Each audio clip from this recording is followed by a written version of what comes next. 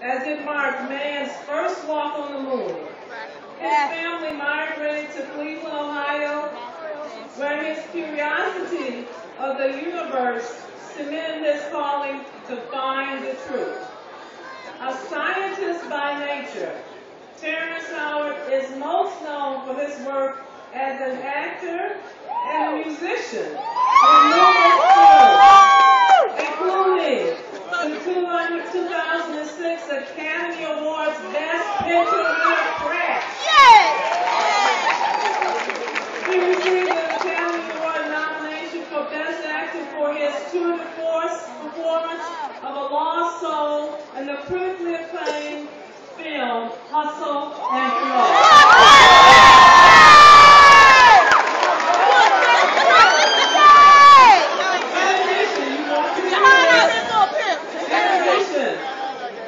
Mr. Terrence Howard also co-wrote and performed all of the songs for the lead character in the theme song for the movie. Now, some of you, we know Mr. Terrence Howard for his depiction of a CU alumnus.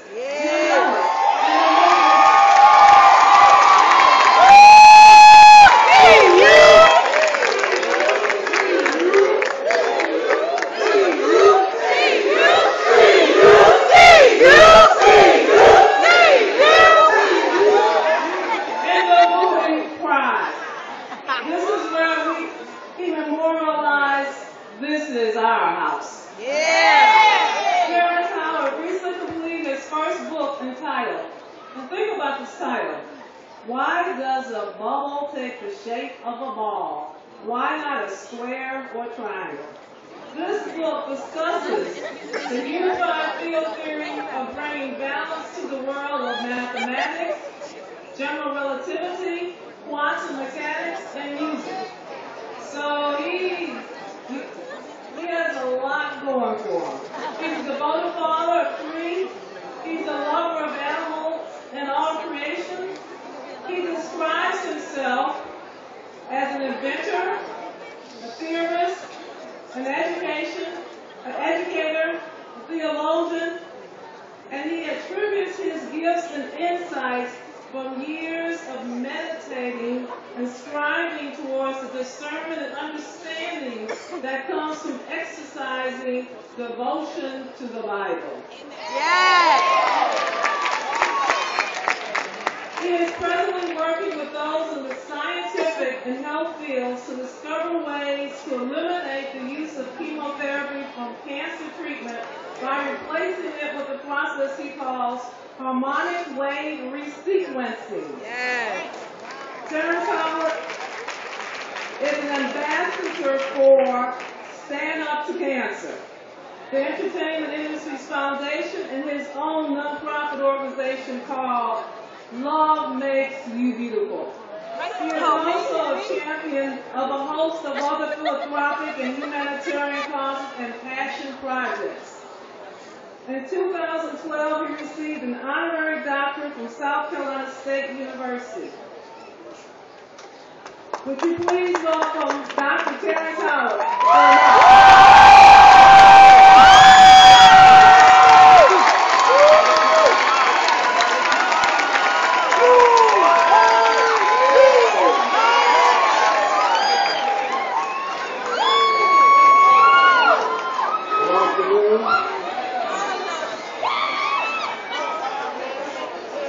It is an absolute privilege, thrill, and honor to be here in front of you. This graduating class of 2012.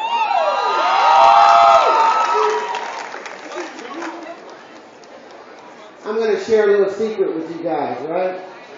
Now, I didn't write anything coming here because I felt that I would ultimately become the voice of the faculty, of your parents, of your friends, of your inner spirit. I would become the collective voice of all of them, telling you the last little bitty thing you might need in order to be able to accomplish your dreams. So while I sat on this stage, I took out my left hand and I watched the graduates that walked by. And I wanted to see how many of you would make the adjustment. How many would stick to the tradition of old ways. How many would view it as if it was disrespectful. How many would look me in the eye.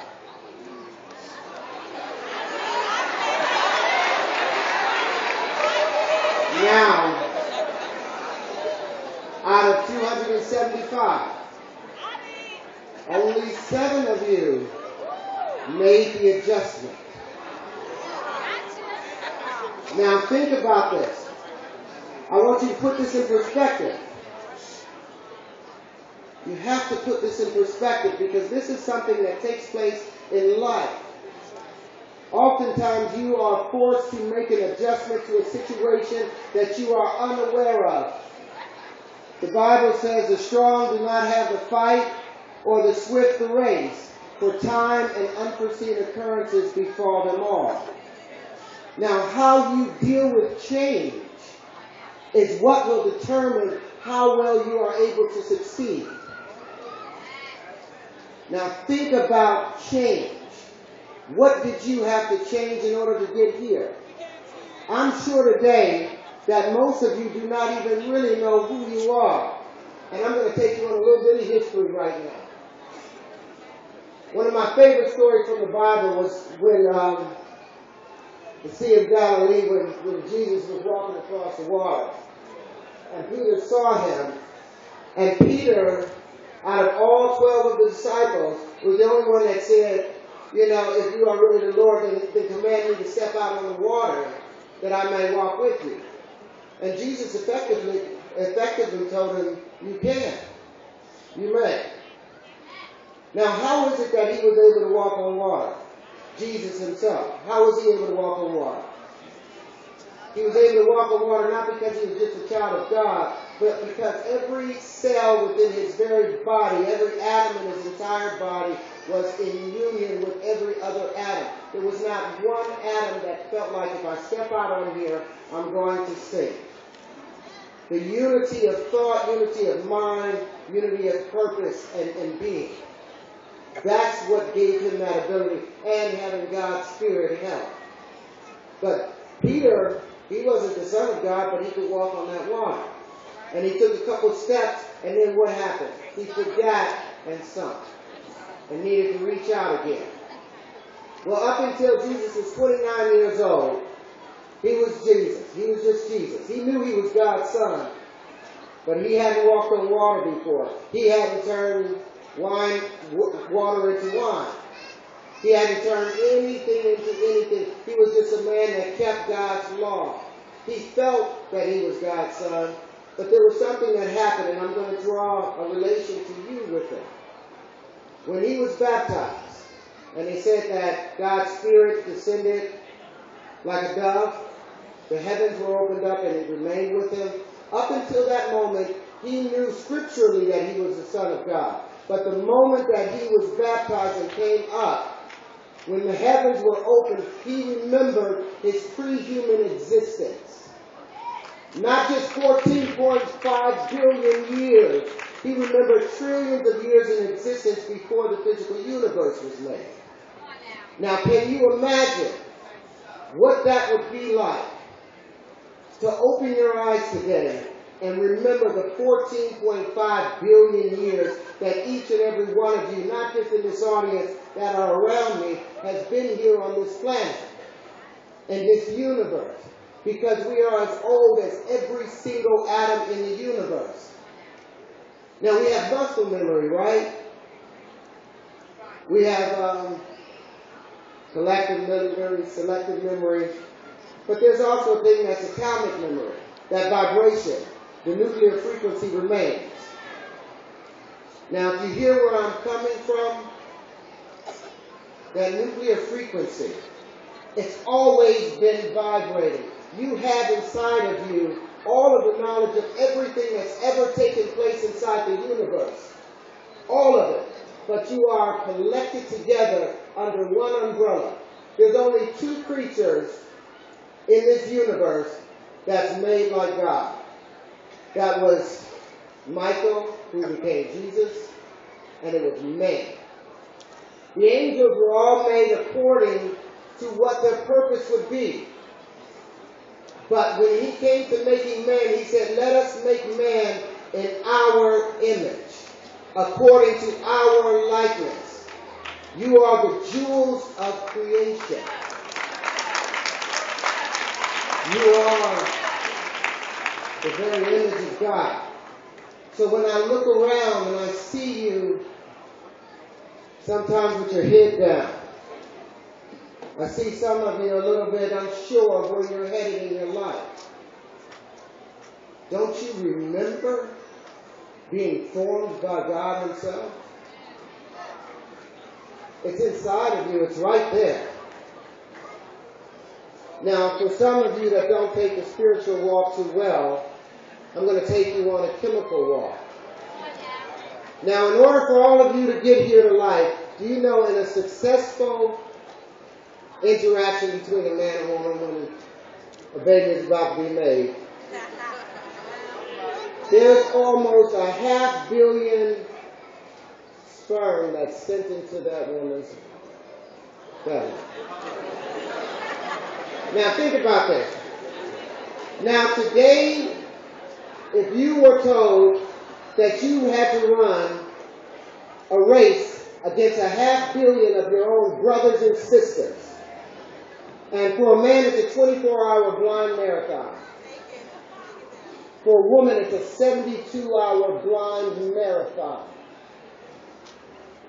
And you're told you have to go from here to the moon, and you've got, as a man, 24 hours to put a spaceship together, get to the moon.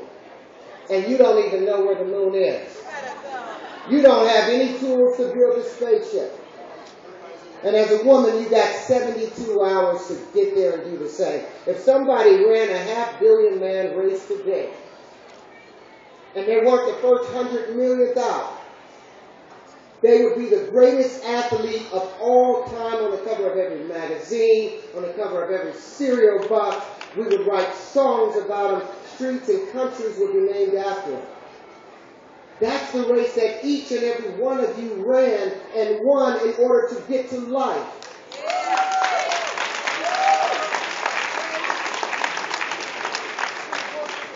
Your power. You've already won the hardest race of all. Let me see that in your eyes. If I won that type of race today, I would walk with my back so high. You know, when I was in South Africa, something that broke my heart more than anything else, it was how we behaved. Our own people behaved. Most of them kept their head down when they spoke to me, and would only look up every once in a while. I could never see their eyes. Their head was down. It was a minority mentality. But when I went to Nigeria, the people in Nigeria, because it's a black-run country, they didn't even know what the ground looked like. Their heads were held so high because they were aware of their power. Yeah. They saw their own abilities. They grasped it. Now, I'm going to give you one more little piece of information. Even though every one of those sperm can fertilize the egg, what they've come to realize now is that almost half of them are blockers. Now, what does that mean? That means that maybe 10 million of them looked at you and said, you're going to have one eyelash more than me. I think you have a better chance of being successful in life. I'm going to block for you. Boom.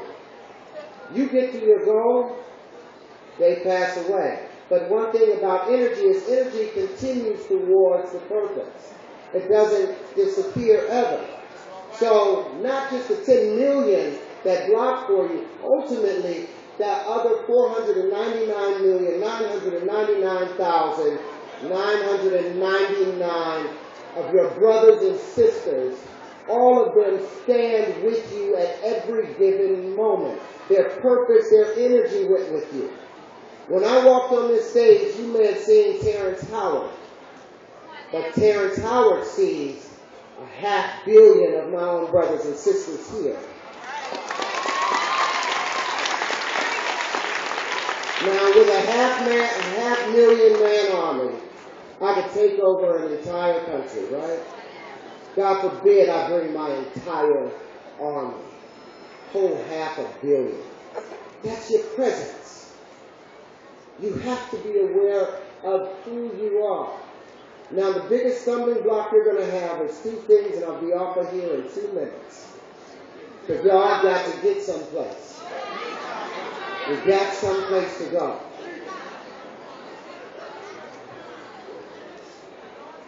My biggest problem, the biggest mistake I've ever made in my life was when I was headed up.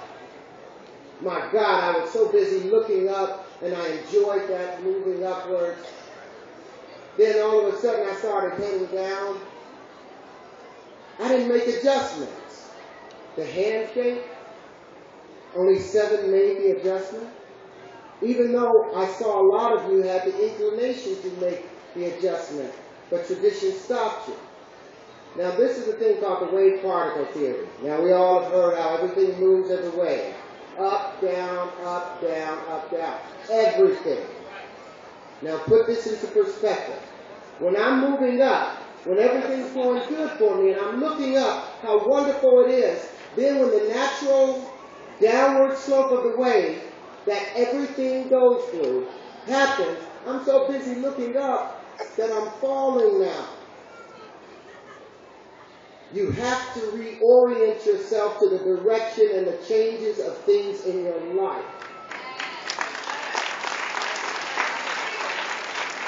Because what might happen is you will ultimately gain terminal velocity on this downward slope. When you hit this valley, you're going to reflect off of the things in the valley, gain so much momentum and inertia that even though the slope is going to continue up and down like this, you're going to miss the next 3 or 4 downs because you've turned in the direction that you're going. Make the adjustments necessary. Make eye contact. Remember who you are. The other point in my life where I've made mistakes is I've tried to put dead petals back on a dead rose. I've wasted time trying to pick up petals that had fallen off of a rose and glue them back and glue them back and glue them back and glue them back. They only crumble in your hand. Let the petals that fall to the ground remain on the ground. Do not spend your spring. Do not spend the summer of your life trying to glue old leaves back to the tree when the leaves has fallen for a reason. Let room for new leaves to grow. Don't waste your time regretting. It is illogical because you can't go back in time. And I'll tell you this way, scientifically, it would take more energy than all the combined energy of the entire universe to move one atom back. Therefore, it is pointless for you to waste any of your energy contemplating on what has taken place and can never take place again. Keep moving forward.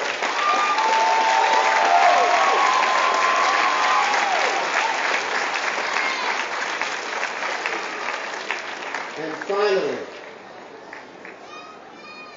finally, Peter walked on water. But then he forgot that he could do it. And Jesus told him, you can. I am telling you today, you can. You have walked on water before. Continue walking on water. And if you see your brothers and sisters begin to lose faith and sinking in the water, reach out your hand. And the way that they will know that your hand is from a good place, my mother told me before she passed away 4 years ago, she said, in every person that you meet, there's this little piece of God in there. That's who you talk to. But you make sure that they see it in you first. Everyone should know that you can walk on water. Show me, show your children, show the world, show your God. Congratulations. Show me you walk.